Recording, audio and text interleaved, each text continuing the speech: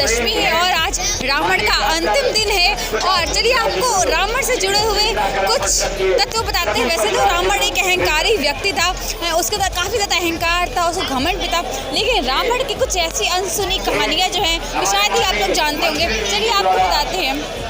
जैसे कि हम सब जानते हैं रावण का नाम रावण ही है, लेकिन उसका जो असली नाम है वो है दशग्रीव, जो कि भगवान शिव ने उसको यह नाम दिया था। और फ्रेंड्स, जैसे कि रावण का संबंध जो था श्रीलंका से था, लेकिन उसको लंकापति रावण भी लोग कहते थे। लेकिन फ्रेंड्स, रावण का जो असली जन्म जो है वो दिल्ली के पास बने बिसरक गांव में हुआ था। और ऐसा माना जाता है कि बिसरक गांव के जो लोग हैं वो विजयदशमी का त्यौहार जो है वो नहीं मनाते हैं, क्योंकि वो स्वयं रावण की पूजा करते हैं। और वो आज वहाँ पे विजयदशमी का त्यौहार नहीं मनाया जाता है, ना ही रावण दहन होता है वहाँ पे। तो ये है रावण की कुछ खासियत।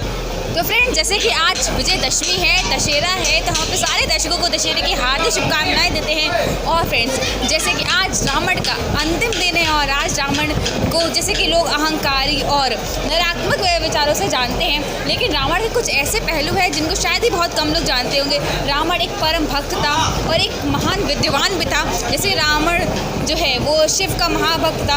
और आज हमारे साथ ही नवचेतना कला परिषद के रावण लंकेश हमारे साथ मौजूद हैं। तो जैसे कि रावण का 88 सबसे अहम होता है, तो आज हमारे साथ नवचेतना कला परिषद के लंकेश मौजूद हैं। चलिए आपको मिलवाते हैं।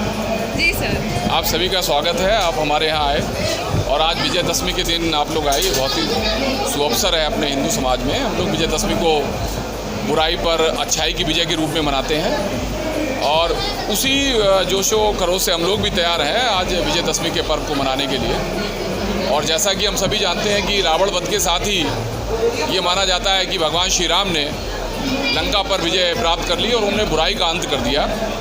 तो उसमें हम लोग भी उस खुशी में शामिल हैं। आज मैं यहाँ से नवचेतना कला परिषद से लंकेश का रोल कर रहा हूँ और मुझे भी बहुत ही खुशी है। हम लोग बहुत दिनों से इसकी तैयारी करते हैं, जैसा कि आप लोग पहले भी जुड़े रहे। चलिए फ्रेंड्स, आपको रावण से जुड़े कुछ ऐसे अनसुने रहस्य जो हैं वो आपको रावण के ही जरिए आपको सुनवाते हैं। जैसे कि महाशिव तांडव स्रोत जो है आप लोग ने सुना होगा, बहुत से दर्शकों ने सुना होगा। तो इसके पीछे की कहानी क्या है? और ये जो महाशिव तांडव स्रोत है वो स्वयं रावण ने ही इसको सबसे सर्वप्रथम गाया था। चलिए आपको पता है इसके पीछे की कहानी क्या है?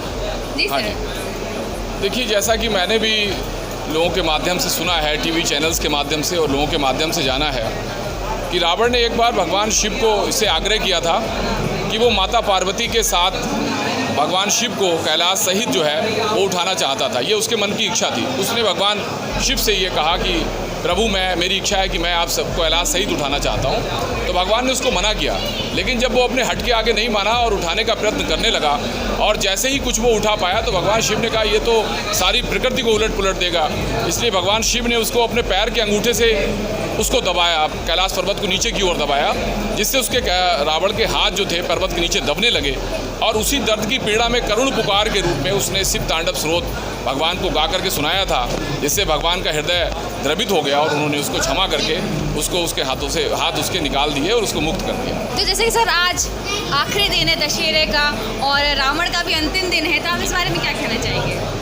ये हम लोग बहुत छोटे से ही हिंदू समाज में सभी छोटे नन्हे मुन्ने बच्चे हमारे समाज में ऐसा है कि हम सभी लोग दशहरे को बुराई पर अच्छाई की विजय के रूप में मनाते हैं। भगवान श्री राम ने आज रावण का वध किया था। हम लोग ये मानते हैं कि उसका बुराई का अंत हुआ था। आज हम भी उसी खुशी के साथ इस पर्व को मना रहे हैं। और रावण के बारे में मैं थोड़ा सा यहाँ पर कहना चाहता हूँ, भूमिका करते हुए मुझे ऐसा कभी नहीं लगता, मुझे बहुत खुशी मिलती है इस कैरेक्टर को करने में। और हम लोग भी पूरे हर्षोल्लास के साथ इस कैरेक्टर को करते हैं। और मैं जैसे मैंने कहा कि ना जीत में न हार में किंचित नहीं भयभीत में, हार नहीं मानूंगा रार नहीं छोड़ूंगा, इस तरीके के रावण का कैरेक्टर मैं यहाँ पर मंचन करता हूँ। मुझे मेरा ऐसा मानना है कि ये लोगों को लगता हो या कुछ लोगों को कम ज्ञान की वजह से या कम जानकारी की वजह से लोग ऐसा मानते हैं कि रावण ने अपने पतन का कारण बन गया। वो अपने पतन का कारण नहीं बना।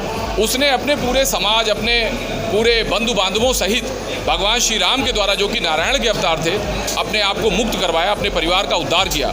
इसको आप पतन के कारण के रूप में मत कहिए, ये गलत है। ऐसा लोगों का मानना है तो मैं समझता हूँ ये गलत है उनका मानना।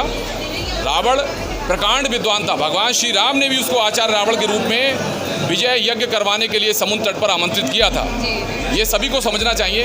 भगवान श्री राम ने भी उसको हाथ जोड़ करके उसको आचार्य रावण के रूप में स्तुति की उसकी। अंत में जब रावण मृत्यु सैया पर लेटा था तो उन्होंने अपने छोटे भाई से कहा कि ये आचार्य रावण हैं, इनसे ज़्यादा इस सृष्टि में कोई भी विद्वान नहीं।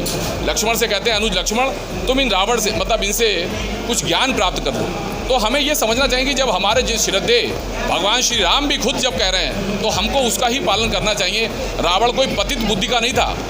उसने ये कार्य अगर वो ना करता, माता सीता को ना चुराता, माता सीता को जब रावण चुराने जाता है तो माता सीता को भगवती माँ मान करके दिल में उनको प्रणाम करता है। वो कहता श्रद्धा प्रणाम है श्रद्धा से माता, दसकंदर शीश झुकाता, ये संवाद है। तो आप इस चीज़ को समझें कि माता को चुराने से पहले वो उनको श्रद्धा से नमस्कार करता है, क्योंकि अगर वो उनको वैसे छू लेता तो वो वहीं पर भस्म हो जाता, वहीं नष्ट हो जाता। और ऐसा माना जाता है कि सर रावण की मजबूरी नहीं थी कि उसने कभी सीता जी को हाथ नहीं लगाया था। हाँ। और अगर ऐसा करते तो उसका सर जो 7 हिस्सों में बढ़ जाता है। ऐसा कुछ कहानी है। हाँ, ऐसा भी कहा जाता है। लेकिन वो माता को अपने यहाँ लेकर आया तो उसे मालूम था कि भगवान मर्यादा पुरुषोत्तम है। जब तक वो कोई ऐसा कार्य नहीं करेगा, जब तक भगवान श्री राम उस पर प्रहार नहीं करेंगे, उसके समाज का या उसका उद्धार नहीं करेंगे, तो उसने भगवान श्री राम को बाध्य करा कि आप आइए हमारा उद्धार करिए। इसीलिए सीता का उन्होंने हरण किया। तो आज हम लोग बहुत ही खुशी के साथ इस त्यौहार को मना रहे हैं। रावण की भूमिका करते हुए मैं आपको कहूँ, मुझे बिल्कुल भी संताप और दुख नहीं होता। इसमें मुझे बहुत खुशी मिलती है कि भगवान श्री राम किसी न किसी वजह से, किसी न किसी कारण से आज मेरा उद्धार करते हैं। मुझे बहुत अच्छा लगता है और मेरी भी पूर्ण श्रद्धा भगवान श्री राम में है, रावण का रोल करते हुए भी। और मैं आप सभी से भी कहूँगा कि अपने अंदर की कुछ ना कुछ बुराइयों को इस पावन त्यौहार पर हम लोगों को जरूर छोड़ना चाहिए और भगवान श्री राम के पथ का अनुसरण करना चाहिए। जी सर, मेरा अनुरोध है आपसे कि आज दशहरे का अंतिम दिन है, रावण का अंतिम दिन है, कुछ उसी 88 में फिर से सुना दीजिए हमारे दर्शकों को।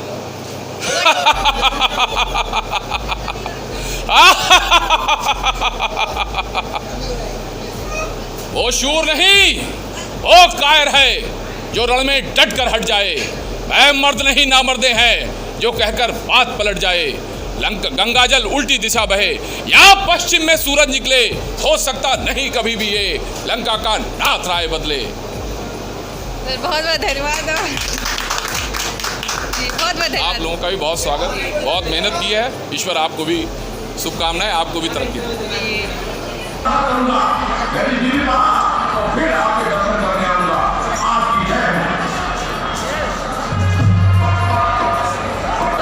प्रभु अब लड़के स्वयं युद्ध के लिए आएगा।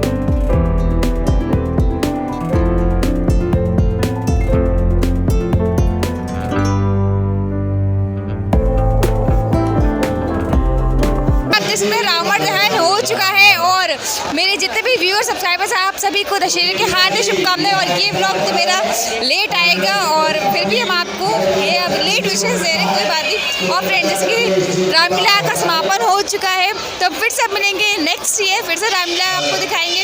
तो अभी से ब्लॉग यहीं पे एंड करते हैं। Like comment subscribe, thanks for watching.